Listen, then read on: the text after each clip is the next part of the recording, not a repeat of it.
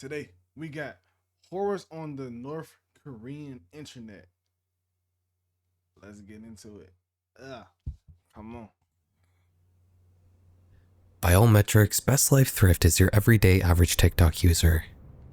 For years, they regularly film videos venting about their mental health struggles, advocating for social justice, and playing around with the different filters and popular sounds that would come and go on the platform. They'd also use their account to document their weight loss efforts, and also to review the different products they bought through TikTok shop. It's just very mundane, run-of-the-mill TikTok content. So why am I talking about it? You see, in 2024, Christine, the woman behind the account, would start to vent about her financial issues on her TikTok. She started asking for users to send her money on Cash App, and you can also find evidence of her attempting to set up various online money-making enterprises in this time frame, as well as multiple clips of her mentioning that she's in danger of losing her house. Her online presence would abruptly end in the summer of that year, going from posting more than 50 videos a month to none at all by the end of September. This is her last update. I know I haven't been here very often in the last few weeks or months. Unsettling. My life is completely blown up. I will be homeless tomorrow and living in a shelter because I couldn't save my house.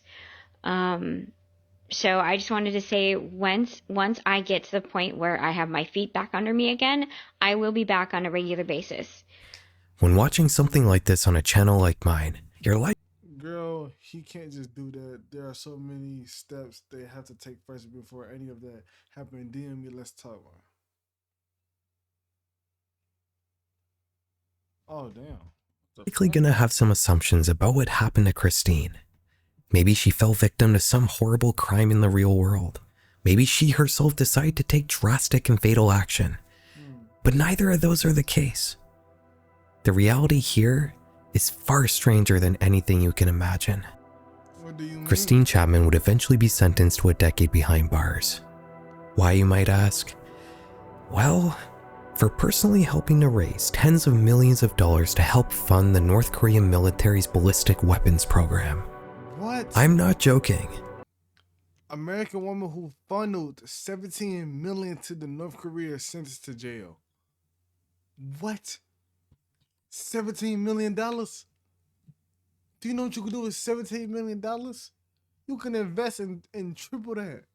Bro. The person who was posting TikToks asking for advice on how to adult and making stan content about her favorite K-pop idols was in reality a key player in securing foreign money to help fund the DPRK's military-industrial complex. Wow. In 2020, she had gotten a job offer through LinkedIn from a small software company.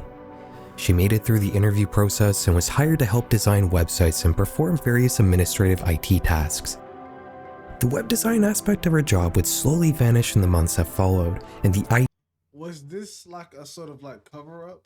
Like the TikTok she was making and all IT work would become the sole focus of her position. The company would eventually start sending And bro, y'all know like North Korea is like strong. They're not. I would say no. They're strong. They're not strong as us and our military power, but yes, they are strong. They're pretty strong. They're nukes and all that. Them motherfuckers are gonna hurt. Yo, it's your boy Remy. If you're liking the video so far, please like and subscribe to me. That way I know that you guys enjoy the video and the content that I make overall. Now let's get back into it. But bro, $17 million. Why? sending laptops to her house, instructing her to power them on, connect them to the internet, and install remote access software and other programs onto them. For a while, this was the only thing she did for her job, which paid her a decent $4,000 a month.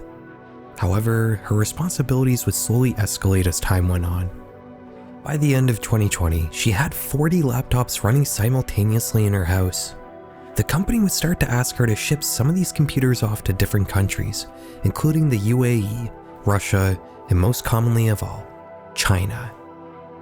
Christine would tell authorities that she had no idea what these machines were being used for, but some of her actions would dispute that innocence. She'd start processing checks on behalf of the company into her personal bank account and then sending the money abroad. She'd also begin forging endorsements on payroll checks. And in 2022, she'd used her personal information to fraudulently open an account with a Maryland-based online background check provider, which was then used to run criminal history and social security number trace queries. I don't know what this is, but okay. So ADC is a trusted Maryland background check provider. Employees and entities make information To validate the identities of other people. Christine claiming she had no idea what was happening is a little hard to believe. What? But it's possible she didn't know who was doing it, and why. You see, the company that initially hired Christine was actually a branch of the North Korean government, known as Room 39. They're a secretive organization whose purpose it is to bring foreign money into the country through various illegal activities, such as drug trafficking, international insurance fraud, and cybercrime. As COVID brought about a massive boom of work-from-home software engineering jobs, one that was so large companies literally couldn't find enough employees to fill the very cozy and well-compensated positions, Room 39 would get an idea. What if they found a way to somehow get North Korean people to do these jobs, but posing as Americans, and subsequently earning American salaries? It's a logical scheme to work out. Software engineering is something that's fairly straightforward to learn on your own through publicly available resources, and the advent of AI tools and deepfakes made the whole posing as American part much easier to pull off.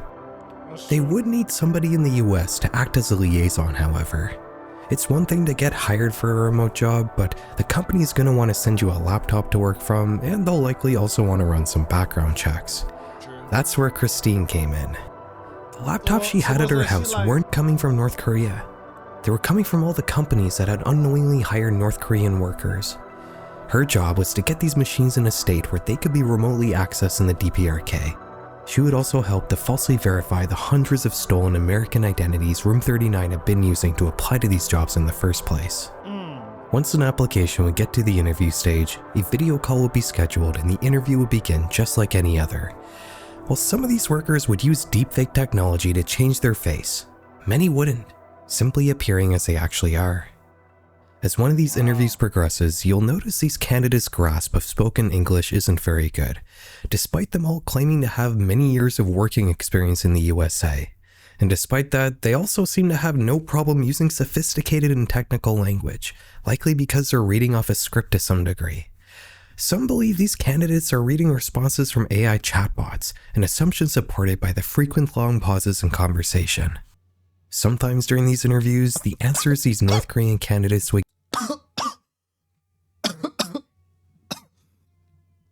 my water just almost took me out. give wouldn't make much sense at all.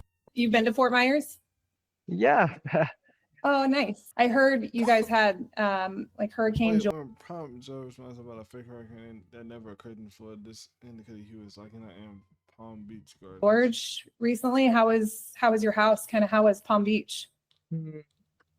Yeah, how can I say? The winds were strong and we got a lot of rain. But luckily, my place was fine. I was out for a bit, but came back within a day or so. Some branches down, a bit of cleanup, but Yo, by the way, y'all, I got some lightning strike, y'all. Hey. no real damage. Overall, could have been worse. We were lucky this time. If the interview was successful though and the North Korean agent managed to get hired, they would just sort of do their job, just like any other employee. They would, however, take advantage of their positions in any way they could. They'd steal source code and other valuable intellectual property. They'd use their privileged access to pull off large-scale ransomware attacks, both on small organizations and Fortune 500 companies. And they'd also infiltrate company networks to install crypto mining programs on every machine they could. By far though, the biggest revenue for Room 39's remote worker scheme was the salaries, which could top $200,000 per year per worker. Damn. It's estimated the total annual income for this operation could be as much as $1 billion per year, which is mostly being used to fund the North Korean $1 billion? If North Korea end up having $1 billion, y'all, all of us over. military's munitions department, They gonna make some specifically hard shit. to build ballistic missiles. They did, yeah. These motherfuckers, bro. Bro, $1 billion. They didn't gonna make Godzilla. Christine Chapman may have been responsible for a decent-sized chunk of this scheme, but she wasn't the only American liaison. What? Shortly after her sentencing in 2025, another set of charges would be brought forward, this time against Tony and Danny Wang of New Jersey. Just like Christine, they had hosted hundreds of laptops in their house, processed and sent money abroad, and helped to falsely validate stolen identities. Wow. They would earn a combined $700,000 over 4 years for their participation, but would ultimately end up with multi-year-long prison sentences. While some of these facilitators have been caught and put behind bars, this problem is still running rampant and only getting more prevalent as time goes on. Harrison Leggio, founder of crypto startup Gatekeep, stated in 2025 that a whopping 95% of resumes he gets for remote positions originate from North Koreans posing as Americans. One security researcher, however, would come up with an interesting technique to deduce whether a candidate is North Korean or not. I was in the process of saying, like, we get like a lot of imposter candidates, you know, particularly North Koreans, like posing as like people that they're not. So one of the tests that we do is trying to get them to say something like Kim Jong-un is a Could you say that for me? 시장. You're not gonna say it. Y'all, when I mean to tell you, Kim Jong-un, he has them niggas under their thumbs. And when I mean to tell you, bro, oh my God, it's so crazy down there. Bro, real talk, I would end up just myself if I was living in that in North Korea with Kim Jong-un. Oh my God. Y'all, you can't say nothing bad about him. The internet is mad restricted. You can't leave outside of there. Nothing. It's like, bro, it's so crazy down there. It's insane. Like the internet, certain things you type, like when you text another thing or something like that, or certain things you type, like you can't say like bad things on the phone or something, I think. And like it will translate it to like him being something good or something. Like realistically, they treat that man like a god down there. I'm so serious. So, no, Kim Jong-un, you know, the leader of North Korea. Yeah. Can you say it? You can't say it. Damn, he really don't want to say it. You know, it's been a while since I've done a video covering a certain country or region. There's a couple reasons for that. For one thing, the concept has outgrown my channel, and it feels like whenever I think of an interesting place to cover, somebody's already done it. You may have also noticed a sense of escalation in this series. We started off with Russia, which didn't have a very restricted internet when we last talked about it, but that's quickly changing. Then there was China, which famously has the Great Firewall. And then we talked about Iran, a place that barely has access to the internet right now. And when it does, it's one of the most restricted and censored versions of the World Wide Web. So where do you go from there? What place in the world could I possibly cover that has a more bizarre relationship to the internet than Iran, a country whose language barely has any proper web fonts because of how restrictive their government is with internet access? Surely, there can't be a place with an even weirder internet. Bro, that just scared the fuck out of me. Oh my God. I'm looking at my cat in. But bro, he can't be doing that. Yo, I got, wait, hold on. 1, 2, 3, 4, 5, 6, 7, 8, 9, 10, 11, 12, 13, 14, 15, 16, 17, 18. Oh yeah, I did. Okay, I kind of corrected in my head. I got 20 of these, but I guess like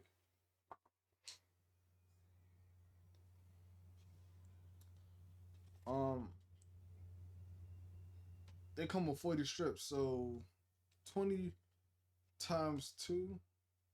Oh yeah, 40. All right, my bad. Come on. No, come on. How could I possibly do North Korea? I mean, they don't even have internet. Right? The DPRK does have access to the internet, and the things they do with that access are incredibly strange, like you saw in the intro of this video.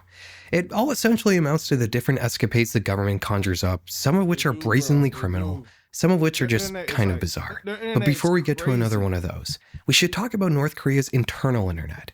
I think it's like, I think you call that a dystopia, right? I think they live in like a dystopia, like the North Korean people and all that. Let me make sure.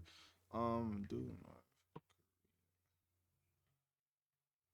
live in a dystopia.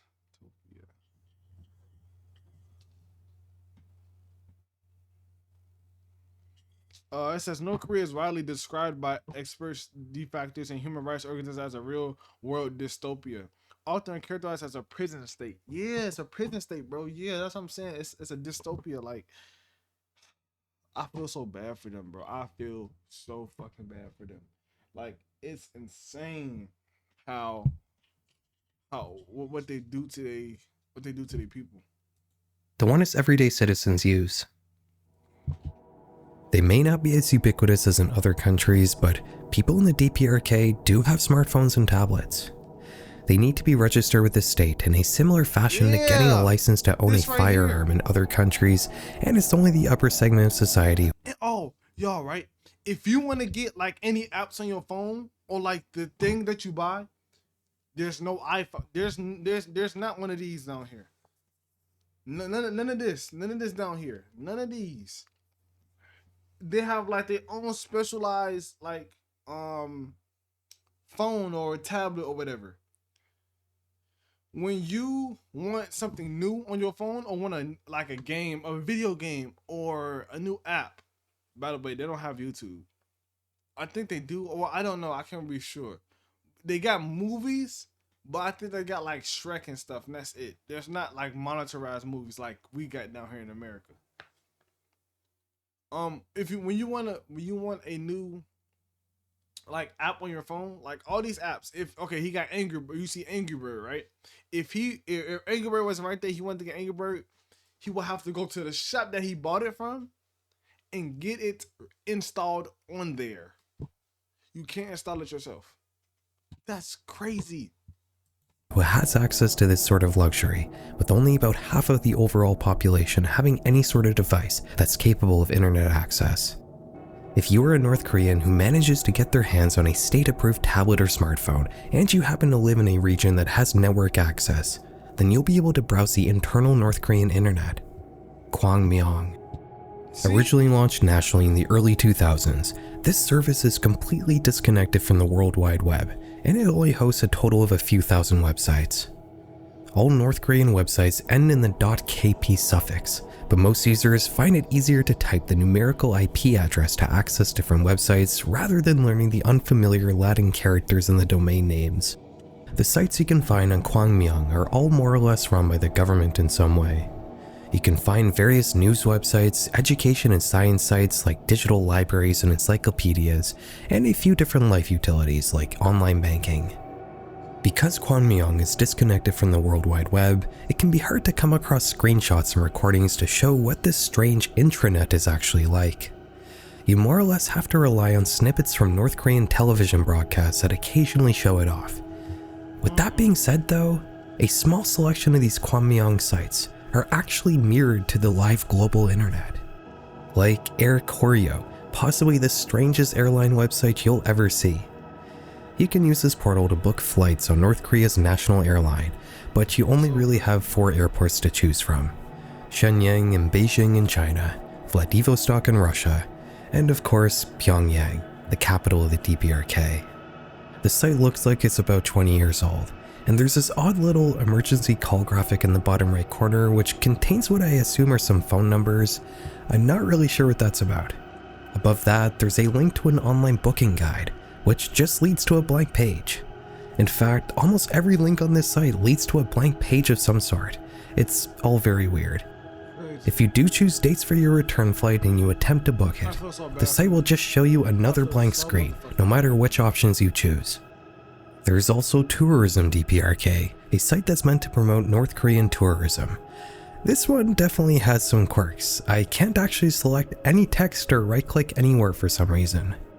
It's worth noting that there are also videos on this site, and they're all played through the browser's native video player instead of relying on a third-party library, something that neatly fits with North Korea's state policy of Juche, which mandates total self-reliance as a country.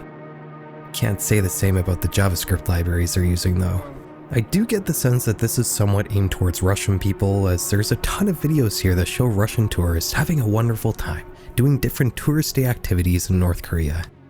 Voice of Korea is another site you can access. Fucking miserable. This one is a propaganda news service run by the government. This is definitely exactly what you would expect from a state-run North Korean news website, and it even offers a good English version as well. There's this huge banner with a bunch of happy North Koreans under a piece of text that reads, "His immortal exploits will shine for all ages." Clicking it brings you to They talk about Kim Jong-un. They treat him like a god. When I mean to tell you that, I mean it literally. They have to treat him like he's the most powerful nigga on earth, or else. Literally, or else, or you're done. a white page with a set of 4 links, all of which are written kinda ominously, but they all just lead to articles that talk about how great the current and former leaders of the DPRK are and were. Our final stop on Kwangmyong is manmulsang.kp, an e-commerce site. This one is particularly weird. It appears to be an online marketplace for purchasing all manner of North Korean products, but you can't actually buy anything. Why? You can see pictures and poorly written descriptions for each of these products, but that's about it. I was wondering why you would even want a government site that only serves to document the different products you can buy in a certain country. But then I realized that's probably the point. manmulsang.kp is like the digital equivalent of the supermarket tour you get when going on a North Korean holiday. The whole point of it is to be like, hey, look at all this stuff you can buy in our country that produces so many things. That's one thing you should keep in mind when looking at these international versions of Kwangmyong websites. They're almost certainly modified from their domestic counterparts, as they serve different purposes. But while Kwangmyong is the only internet that 12 million North Koreans will ever get to use, a very select few actually have access to the full global internet. Around 10,000 people, whom are mostly loyal military and government elites.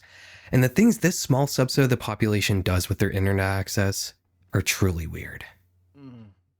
In 2017, an account would pop up on Twitter that would immediately start posting positive content about the DPRK. Cold Noodle Fan. Anti-war peace. It's not the Oh no, my bad. Anti-war peace advocate and unbiased news on the DPRK through exclusive video and photos. content about the DPRK. Cold Noodle Fan. It's not the first time somebody on the internet has tried to shift the narrative about North Korea being a brutal autocracy that's not a very nice place to live for average people. It's not. That does It's not. It's not. It's just simply not. Like, it's not. Kim Jong-un does not deserve his people. Kim Jong-un, bro, the nigga need to be stopped. He need to be stopped. I'm sorry. Like, he needs to be stopped. Like, he treats his people like straight shit. And it's not, I'm not even joking.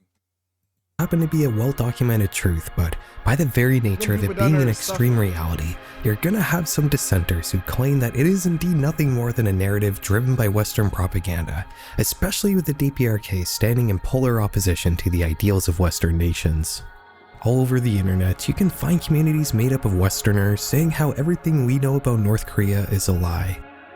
These communities, while officially focused around the DPRK, also always seem to come to the defense of other so-called adversarial states like Russia, Iran, and China, despite these places not actually sharing much in common past their opposition to the Western-led global order. To me, it feels more about opposing the West rather than specifically This man designed the Epstein files. He is the nationalized private islands. supporting North Korea, as in these communities, the DPRK is often used merely as a vessel for discussing Western problems like the Epstein files and other scandals in the American presidential administration, things that don't have anything to do with North Korea. Cold Noodle Fan on Twitter, though, is a bit of a different story. There's no post here about the West or any country at all other than the DPRK, beyond the odd photo of a North Korean official meeting with a foreign counterpart. Some of these posts are just really strange, like this one that talks about how you can buy Western food at restaurants in Pyongyang. Why is that considered noteworthy at all? Or this one that says that Pyongyang also has beauty salons where you can get a makeover. Again, why make a post talking about a very normal service you can get in probably any city in the world? What? There's also this post which talks about how women who are quote-unquote feeble can use something called a microwave absorber to stand strong against a man. I actually have no clue what this is trying to say. If you have an idea, please let me know in the comments. Let's see the ability of how human body changes when the microwave absorber attached cell phone is put on the body. What the fuck are y'all talking about? The reason behind this account's sort of weird tone is because they're not just another contrarian Westerner. No, Cold Noodle Fan is directly being run by the DPRK, and they're just one of a wide network of North Korean state-sponsored social media influencers. By the end of 2017, the North Korean government had 7,000 people working full-time to spread propaganda on the global internet, mainly targeted towards Westerners, but also towards Chinese people and Russians. Experts investigating the accounts involved in this operation have traced them back to Sogwang Media Corporation, a Pyongyang-based state media company. Many of these influencers merely repackaged domestic Sogwang propaganda videos for an international audience. One such YouTube channel posting content like this was Echo of Truth, which apparently was run by the same person as the Cold Noodle Fan Twitter account. The videos are hosted by a woman named Un-A, and each one takes you through a different segment of North Korean life. In all fairness, some of these videos are kinda nice, especially the ones that focus on the more traditional parts of North Korean culture, and the ones centered around nature in some way. It's definitely stuff I wouldn't otherwise be exposed to, and you can't really call everything here harmful. The cracks start to show the more you watch though. One video talks about how North Korea had no cases of COVID, when in reality they had one of the highest infection rates in the world, with 20% of— That's where y'all shit come from? No shade, but bro, you Chinese niggas, bro, you Chinese people were just you Chinese people were eating bats. That's how we got it. That's how we got it. That's how it started. That's how it came an outbreak. By eating bats. Like, what are we doing? the population coming down with the virus at one point or another. Another trend on this channel that seems to stand in contrast to the peaceful mood of the nature tours and dance tutorials are the military videos, which only serve to show how much firepower the DPRK has. You can also find the standard showcases of grocery stores and department stores with stocked shelves full of products. Just like the Twitter accounts, some of the content here just doesn't really make any sense. There's a video called Make a Frontal Breakthrough, and it's just a flashy collage of different North Korean scenes, with the title text popping up in random intervals throughout the video. There's even a sequel to this upload that's exactly the same. If this wasn't 5 or 6 years old, I would assume it's AI generated. Stranger still are these many Kim Il-sung reminiscence videos. There's 51 of them in total, and they all consist of stories told by North Korea's former leader, accompanied by these eerie visuals. There's something very analog horror about the tone and style of these clips. 내가 조국으로 돌아온 그 해는 평양 지방에 전염병까지 퍼지어 시민들이 모진 고통을 겪고 있었다. 설상가상으로 홍수의 피해를 입어 온 도시가 흉흉하기 어려운 곤란을 당하였다. Accounts like Echoes of Truth or Cold Noodle Fan are strange on their own, but not really that disturbing, right? It's all pretty much exactly what you would expect state-sponsored North Korean social media accounts to look like. Right. But what if I told you that the DPRK is trying to spread propaganda to your kids as well? Hello, my dear friends. Today is a very exciting day. I'm going to the middle school today. The video you're currently watching was originally uploaded by a channel called Song A. It follows a North Korean girl and documents her life in the DPRK. The content here is basically the same as the other accounts we've looked at. Song takes us through various businesses and institutions in North Korea to show off how prosperous the country is. The difference here, though, is that Song A's videos were marked as children's content, meaning they were on YouTube Kids. Imagine you leave your tablet with your kid for a few minutes and they go from watching Mrs. Rachel to North Korean propaganda. Luckily, they did have the decency to at least leave out the displays of military might here, but even the most mundane videos are still disturbing in their own right. It's one thing to watch an adult repeat scripted propaganda to the camera. It's another thing to watch a child do it. There's something very off-putting about Song's mannerisms and the way she speaks on camera. It's as if there's someone off-screen coaching her throughout the whole thing. Hello, Hello everyone, it is the first time for me to say about myself, so let me introduce myself first. I am Song Ai-im from Pyongyang. Pyongyang, where I live, is a very beautiful and magnificent city. Have you ever been to Pyongyang? Nope, I don't Well, want to if go. you come here, you'll No. be totally surprised. No, you won't. No, you won't. You're not gonna be surprised. You know what you're gonna be? You're going to be done. You're just gonna be done. You're gonna be done. They're gonna take you in, and you're never leaving. That's it. This is your new life now, and you're gonna enjoy it, whether you like it or not. You understand me?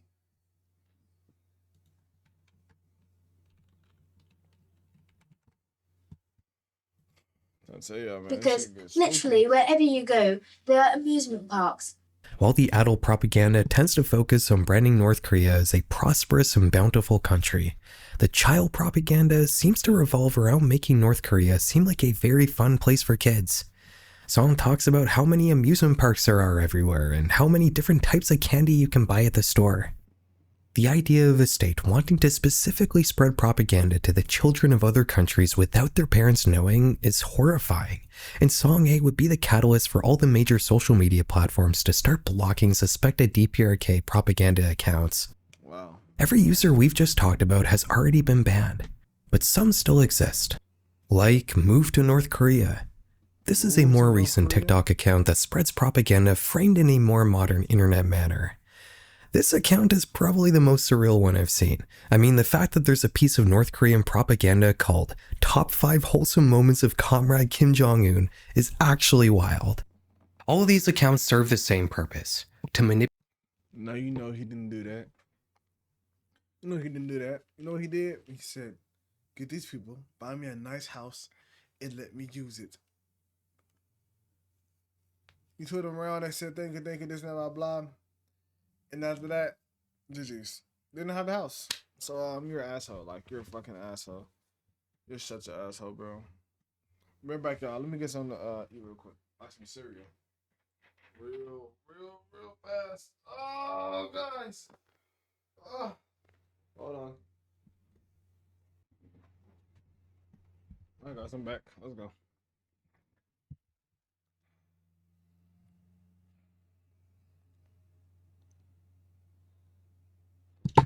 The image Westerners have of North Korea. In fact, anytime the DPRK Cinnamon Toast Crunch, the best cereal of all time. interacts with regular people from the outside world, it's either because they're threatening to blow us all up, or they're trying to show us how many products they have in their grocery stores, and how many different kinds of food you can get in their restaurants. From the online content the country puts in front of you to the strictly controlled nature of their tourism industry, the only aspects of North Korea we ever get to see are the things the government wants us to see. But then a defector will make it out of the country and they'll tell us horror stories about how bad the reality is for normal North Korean people. This dynamic creates a shroud of mystery that envelops all of the DPRK, and it's the reason why North Korean travel vlogs always get so many views. Outsiders are insanely curious to see any glimpse they can of the real DPRK, because it's something we've never actually seen before. Or have we? Every travel vlogger or documentary crew that makes it to North Korea all attempt to do the same thing. They try their best to capture the real DPRK, the hidden horrors being swept under the rug and kept far away from the strictly controlled guided tours that make up the majority of your average trip to North Korea. Maybe they'll capture a glimpse of some workers in a field somewhere while driving along a highway, but it's never much more than that. Any outsider who's let into the country is kept on a short leash, and they're never allowed to stray far from the path the government officials have designed for them. But even these propagandized tours offer signs into the reality of life in the DPRK. They're always intent on showing off things like bustling supermarkets and fully stocked departments. Oh yeah, they do. Like, you can't come into the country unless you have a guider with you. So nigga, they are not playing. Stores. Why would this be something you would want to show off? Even in the poorest countries in the world, you would expect to find food on the shelves in grocery stores. It shouldn't be considered a noteworthy thing. Along the same lines are the foreign restaurants. For whatever reason, the DPRK seems intent on showing off the fact that you can eat Italian or American food in their country. Again, why is this notable? I would be surprised if there were any countries in the world that didn't have at least one foreign restaurant. If a country is trying to show off by having restaurants and food in their grocery stores, then it's not too far-fetched to assume that maybe these things are considered to be luxuries there, things they deem to be the marks of success and prosperity. It makes you think that maybe the average North Korean doesn't have reliable access to these so-called luxuries, and that's something that's backed up by basically all available data we have about the DPRK. By all estimates, the country has one of the worst food security problems in the entire world, with a sizable percentage of the population being constantly undernourished. Now, before the comrades start getting angry at me, it's worth mentioning that a large part of this issue is that the land in North Korea is not very fertile. Even South Korea has to import 70% of its overall food, and the DPRK is both too poor and has too many Western sanctions to be able to fix this food problem purely through imports. It can be a little unsettling to read all these horror stories about North Korea without being able to actually see any of it. That was a feeling felt by Japanese journalist Ishimaru Jiro in the 1990s. In 1993, he would take a journey across the entire 1,400-kilometer border between China and the DPRK. This was during one of the worst famines in North Korea's history, one that would kill millions of people. During this trip, Ishimaru would meet several North Koreans who had crossed into China in search of food. Some of them offered to return home to covertly report on what was going on in the secretive country. Over the next few years, Jiro would return to patrol the border several times, slowly establishing a network of North Koreans who were willing to help him report on the aspects of the country outsiders had never seen before. In 2007, he would collaborate with Asia Press to start a magazine called Rimjin Gang, News Inside North Korea. Its purpose was to publish everything Ishimaru had been collecting from his network of undercover North Korean journalists. It may have only started with interviews and testimonials, but the pipeline would grow more sophisticated as time went on. They'd start to use small cameras to film scenes from every— Okay, right? I don't know if y'all watch Joe Bartolozzi, right? It was this video of him reacting to a video about a girl who escaped North Korea. I think it was. And dude, when I mean to tell you, like, they was not trying to let her leave at all. day North Korean life, which they then smuggle out of the country on USB keys or DVDs hidden inside shipments of bootleg media that regularly travel over the China DPRK border. Once Ishimaru and his team get their hands on this smuggled footage, they then edit it to conceal any identifying details that could lead North Korean authorities to the true identities of the reporters. They then post these videos to the Rimjin Gang YouTube channel, which has since become one of the only places on the internet where you can see all the stuff that North Korea actively tries to hide from you.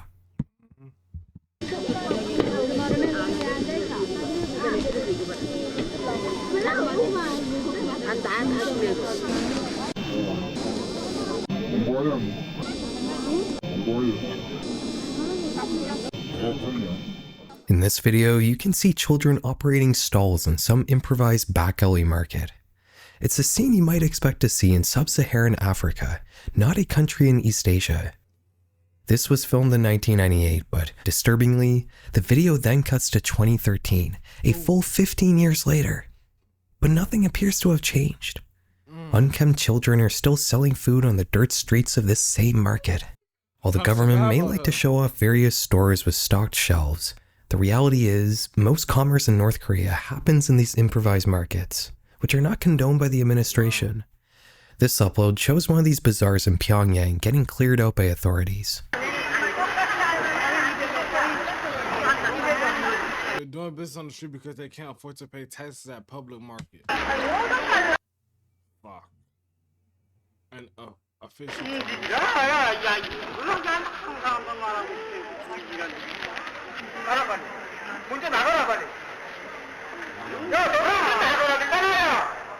Another video shows what the Pyongyang supermarkets and department stores usually look like when tourists aren't visiting.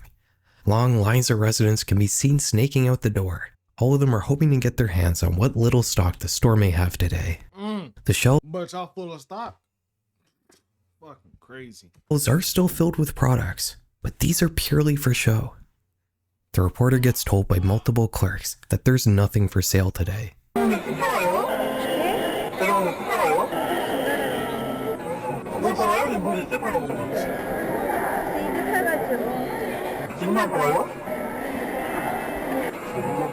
This upload documents the unpaid labor regular North Koreans are forced to do on a regular basis. When the government has a big project to complete that requires a lot of manual labor, they'll often mobilize regular citizens to get it done. Sorry if I can hear my dad. He probably upgraded some shit with his phone. I'm sorry. Sorry about that, y'all. This shit is crazy, bro. Even to the removing heavy Sometimes these work sites can be very dangerous. Wow. This recent video captured in 2025 shows way too many people working on top of a half-built apartment complex, which itself appears to be very poorly made. Rimjin Gang brought in an expert to analyze the footage who estimated the total lifespan of this building to be around 10 to 15 years, and that the whole operation resembles how Japan constructed buildings 100 years ago. The content on this channel has slowed down significantly over the years, which is due to North Korea further cracking down on their borders a few years ago. But they still do manage to uncover some interesting things, like this view of the city of Haesan, right by the Chinese border. While it's still a far cry from the glistening skyscraper-laden streets of Pyongyang the administration loves to show off, the people here appear to be well-fed and well-dressed. The star of this video is oddly optimistic, but there's unfortunately a depressing The star of this She dripped. He dripped. She dripped. She dripped a little bit. video is oddly optimistic, but there's unfortunately a depressing explanation for these positive changes. Bro, it don't look like nothing changed. They all they literally got is better clothes. Look at what the like. Look at this, bro. This is like I can dress well, but I'm in the trenches. Literally. You see, China installed an observation deck that loops high above the streets of Haesan, making the city into a sort of human zoo for Chinese tourists. Like if it like if he has all this money, bro, he can transform a lot of this shit. Look at this. Bro, this shit could be so much better looking, so much more beautiful. Rimjin Gang informants living in the region talk about how authorities are cracking down on personal appearance to the point of punishing people for even wearing shorts outside. What the fuck? They've also supposedly I can't wear been shorts. Nah. specifically selecting healthy-looking soldiers to station near the deck and giving them better rations than other soldiers get. I know some people will be upset if I don't show something positive from Rimjin Gang, so I'll lead out this topic with the following clip, which was filmed only a few months ago. It shows people working to construct an embankment, and for once, we can actually see workers getting a very healthy serving of food. As interesting as Bro, I don't care. Bro, I wouldn't be mad about you not showing that at all. He has his favorites and the rest of them, he like, fuck him. He does not like his people. He does not care about his people. He does not do any of that. Facts. Rimjin Gang is, it's not really something that's part of the North Korean internet. We strayed away a little from the theme of the video, so how about now? We talk about possibly the most destructive and wide-reaching thing North Korea has ever done with their internet access. On May 12, 2017, people using Windows 7 computers would experience the same weird glitch. The files on their desktop would change, and then the wallpaper would too. Nigga, this is like some Sonic EXE shit. Finally, the following screen will pop up. It's a dashboard informing the user that all their files have been encrypted, and that if they don't send $300 of Bitcoin to a specific address within 6 days, their data will be permanently deleted. After 3 days, the ransom will be doubled. We've spoken about ransomware before on this channel, but this attack was different. For one thing, the people who were unfortunate enough to get infected with this virus didn't actually do anything themselves to warrant it. They didn't open a sketchy file they downloaded from the internet. It's as if this malware just manifested itself onto the computers it reached. Wow. The other difference is the scale. This wasn't some targeted attack on a specific organization or an Imagine you just chilling, watching something, you know, just vibing. A movie or something. Next thing you know, your shit just like doom. Show all this. And now you got this whole shit. And it's like, bro, how did this even get on my fucking computer? opportunistic ambush on a few gullible internet users. This was major. On May 12th alone, 250,000 computers across 150 countries would be infected with WannaCry. So this not even just in that area. They did this shit worldwide. The results were immediately devastating. The NHS, the UK's National Health Service, would be brought to a halt as 70,000 of their devices were completely locked up, including critical medical equipment like MRI machines and blood storage refrigerators. Doctors couldn't access patient records, and some hospitals were brought to a complete standstill, leading to over 19,000 appointments and medical procedures being cancelled. In the hours following WannaCry's debut on the internet on May 12th, the NSA and other such national security agencies are scrambling to figure out how to stop this rapidly spreading virus that's bringing the digital world to a standstill. It becomes a top headline of pretty much every news broadcast, one of which is being watched by Marcus Hutchins around 1 p.m. that day. He's a 22-year-old security researcher in Devon, England, working for the California-based cybersecurity firm Cryptos Logic. He gets his hand on a sample of the virus and starts poking through it, and he finds something interesting. A domain name featuring a nonsense string of characters. He boots up his web browser and tries to load the site, but it doesn't exist. He notes that the virus attempts to ping this domain name before it starts encrypting files.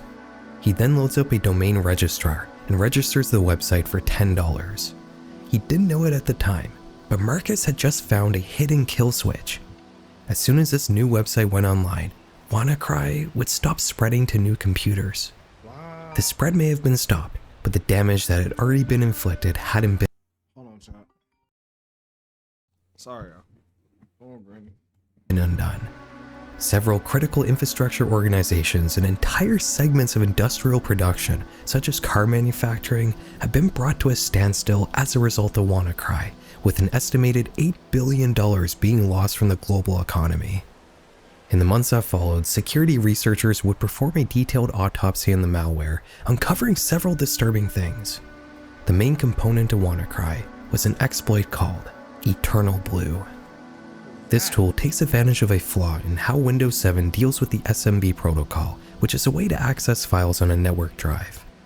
If you've ever set up a media... I'm not gonna lie, bro. I'm not gonna lie. Like, real talk. People that can hack and do stuff like this, you gotta applaud. It's like, you gotta applaud them for, like, being smart and knowing how to do something like this, you know? Like, even though it's messed up and it's like, bro, why? They know how to decode code and all this and that, make certain things do this and that, blah, blah. That's,